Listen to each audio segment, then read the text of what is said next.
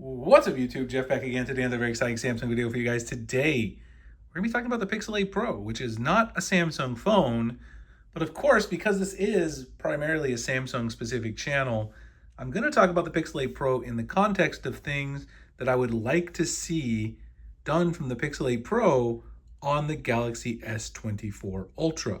So what can Samsung learn from Google's Pixel 8 Pro and incorporate into the S24 Ultra? We're going to talk about that today. Before we do get started, I want to thank my son Jonathan for giving us some dinosaurs. Actually, not dinosaurs. We got animals today hanging out.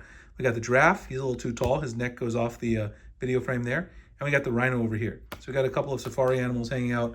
We always appreciate him for giving us some to hang out in the video. And I also want to remind you guys about my partners at Mint Mobile. Right now, they have a limited time offer going on where you can get their unlimited premium wireless for just $15 a month. This has been going on for a while now, so we really expect this to end pretty much any day now. So you really want to take advantage if you have not just yet. I've talked about their different plans many times on the channel. They have plans for pretty much any data needs out there. They got a 5 gigabyte plan, 15 gig plan, a 20 gig plan, and the aforementioned unlimited plan. But with this current offer, all of them have gone $15 a month just for a limited time. So if you do want to take advantage and try Mint out, you definitely want to go with the unlimited plan to take advantage of that great deal. Right now, the unlimited plan is 50% off the usual price. Now, all their plans come with limited talk and text, nationwide coverage, mobile hotspot included as well. It's also very simple to switch to Mint. You get either an eSIM if your plan supports it, or if you like eSIM, or you can get a physical SIM. They'll also send you out a physical SIM tool, which I happen to have right here. Pop out your old SIM, pop in the Mint SIM, and let the savings begin. If you want to give them a try, I've been using them for a while here in Arizona, and I love it. Try mintmobile.com/Springer. It's also in the pinned comment description. Again, limited time offer. I don't know when this is going to end. It could be any day.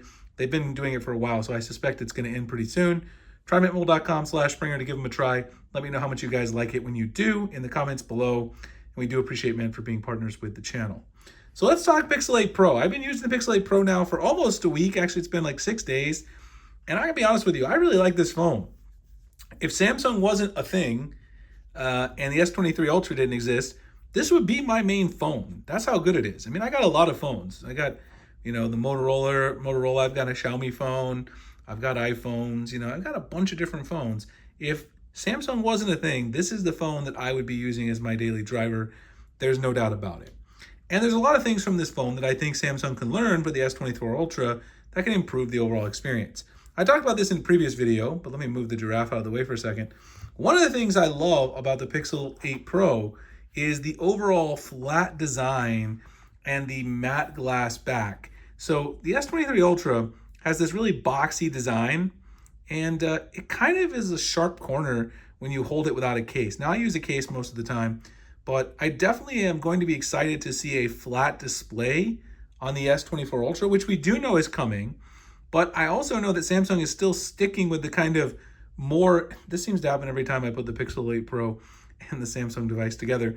We do know that we're going to see a still kind of boxy design, which I would prefer they go back to the rounded days of the S21 Ultra, something that looks more like this, but still has the S Pen. I don't really see why we can't do that. I know they're trying to make it look like a Note, but I don't really see why we have to do that. We should still be able to do a rounded off design and keep the S Pen. We don't have to have the Galaxy Note design language. I'm curious to know what other Samsung fans think about that below. The other thing is, whatever texture that Google applied to the Pixel 8 Pro on the back, Samsung could really learn from that. There's nothing wrong with the frosted or matte glass back on my Lime S23 Ultra, but it's not as nice or soft to the touch as the one on the Pixel 8 Pro. Just feeling them together and comparing, neither one of these really gets fingerprints that bad. But the Pixel 8 Pro is just so nice, soft to the touch, and I really like kind of the build of it. So those are two elements that I would love to see Samsung incorporate. Another thing that I'll mention as well, I haven't used the Pixel 8 Pro that long yet, so I can't say this, but Samsung's phones always have an oleophobic coating problem after about 7 or 8 months, where you get crazy number of fingerprints. I've never seen that issue before on my Pixel devices or my iPhone. So if Samsung could learn and maybe do a little better with the oleophobics, I think that's something those of us who use these phones really heavy would really appreciate as well. Now let's talk about some of the other cool stuff that I would love to see come to Samsung devices. First thing, you guys probably noticed the emoji wallpapers. These are exclusive right now to the Pixel. I would love to see Google and Samsung partner together and open these up, as well as if you go into wallpapers in style, not only the emoji wallpapers, but there's also the new AI wallpapers, which you guys have probably seen. You can pick a category and Google will make you a wallpaper using AI. And this is the emoji one, which I edited. My son and I actually made this one together. You see there's got a lot of dinosaurs and dragons. I like that feature a lot. I think it's a really cool personalization feature. And I think it'd be nice if Google and Samsung would get together and bring that to Galaxy devices. Probably not going to happen, but you can dream. It's a nice little touch, and it's something I really do like on the Pixel. The other thing, which Samsung has tried to do, but is still not nearly to the same level, is call screen. Now, of course, we know that if you go into settings on your Samsung device, and those fingerprints look terrible. Again, the oleophobic coating, as I said, just needs to improve. If you go into Bixby text call, you got your Bixby text call. You can turn it on. You got quick responses. Bixby will answer the phone for you. However, it is nowhere near the same level as Google's call screen feature using Google Assistant.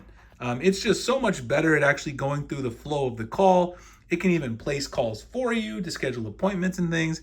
I've used it a bunch of times on the Pixel, and it's just absolutely outstanding. And it's something I'd really like to see Samsung improve with Bixby Text Call. Or heck, again, partner with Google and bring us Google Assistant and call screen to the Galaxy phones. Again, I highly don't think that's going to happen because that's another differentiating factor for Pixel and for Google to sell these phones, but it would be a nice partnership to see. The next thing, I know I'm using a lot of like stuff that's relevant to the Tensor chip and AI, but text to speech. So I don't use this as much. Maybe it's just because on Samsung phones, it's not as good, but text to speech is amazing on here. In fact, let's just try it and see. I know I'm gonna look like a fool trying this, but let's give it a shot. Text to speech is amazing on the Pixel. Look at that. It actually didn't make me look like an idiot. It's amazing. Look how good Tensor is at doing text to speech. Now, it did mess up their cancer, but I mean, come on. I'm doing this from behind the camera, and it's doing an amazing job. The iPhone and the Pixel are like neck and neck when it comes to text to speech. The Tensor processor, though, is so good at doing those type of operations. Samsung is way behind on text to speech. So if you're someone who likes to use your phone microphone to basically do your texting for you, which can be very useful in certain situations where you don't have to type, I agree. That is somewhere where they're way ahead, and I'd really like to see Samsung compete and bring things up going that way in the future so that they can be the best in all different categories. That's what I really want to see from Samsung. The next thing is, in fact, another feature that is an AI feature, and that's to do with the camera. Pixel basically has one of the best cameras that there is, and it's because of the built-in AI. It really has nothing to do with, the sensor or the hardware, but the camera AI built into this, the software, the computational photography is so good. And a lot of these great features like Magic Erase, like the Magic Editor that is on the Pixel device, those are things that exist on Samsung, but they don't get enough attention. I don't think Samsung puts enough attention to those algorithms. That's another place where I'd love to see them, if not collaborate directly with Google to bring this to Galaxy devices, to get their own engineers to focus a little bit more on it so we could see those rewards really reaped inside of Galaxy devices. And the last thing, you guys have probably noticed throughout the video, we've talked about it a lot on One UI 6.0 as I've been using the beta, that is the animation smoothness and just the overall performance of the animations. Now the Pixel is, in my opinion, even though it's not like, this is not something that's gonna sway me one way or another when buying a phone, the animations on here are just so much smoother than One UI 6.0. Even for beta 7, I'm not the best at doing super fast in and out with the apps, but you notice these animations don't skip a beat. If you actually do them super fast like people do in these animation test videos, I've done them back and forth with One UI 6.0 beta 7 and the Pixel the last few days. There's really no comparison. There's no hiccups, there's no skips, there's no weird behavior or touch responsive issues. Would really like to see Samsung dial that in because we know it's been a little bit of an issue for a while. Still, again, not something that would sway me to the Pixel as my everyday device, and I'm not changing my everyday device. I can't live without my customization, my multitasking, my S Pen, all my Samsung stuff.